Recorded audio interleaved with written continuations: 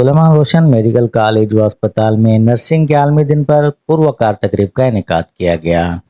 تقریب میں آغا خان اسپتال کی پروفیسر ڈاکٹر تنزین سعید اور سابق سینیٹر امام الدین شوقین نے خصوصی شرکت کی۔ السلام علیکم، میں ڈاکٹر تنزین سعید علی ہوں، میں professor at Aga Khan university school of nursing and midwifery اور department of community health science کی بھی پروفیسر ہوں میں، اور آج میں یہاں پہ کراچی سے آئی ہوں اور میرا مقصد آنے کا یہ ہے کہ یہاں پر پہلی بار سلیمان روشن کالج آف نرسنگ میں انٹرنیشنل نرسز ڈے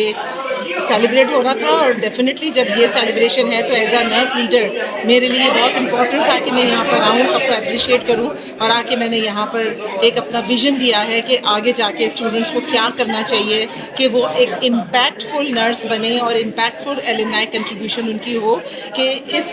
انسٹیٹیوشن کا ہی صرف نام روشن نہ ہو بلکہ ان کا خود کا نام، صوبے کا نام اور پاکستان کا نام بھی روشن ہو۔ مقررین کا کہنا تھا کہ نرسنگ صحت کے نظام میں ریڑھ کی ہڈی کی حیثیت رکھتی ہیں۔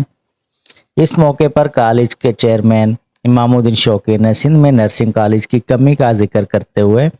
سلیمان روشن میڈیکل کالج میں نرسنگ پروگرام کی باقاعدہ آغاز کا اعلان کیا۔ جو ہے اس طرح خدمات اور بہترین جو اعتمادداری ان سب کے مجموعے کو نرسنگ کہتے ہیں۔ میں آپ کو اپنی ذاتی مثال دوں کہ میرے والد صاحب جو ہے تقریباً 22 سال جو ہے وہ پہلے انہوں نے طلباء پر دیانتداری اور جذبہ خدمت کے ساتھ فرائض انجام دینے پر زور دیا۔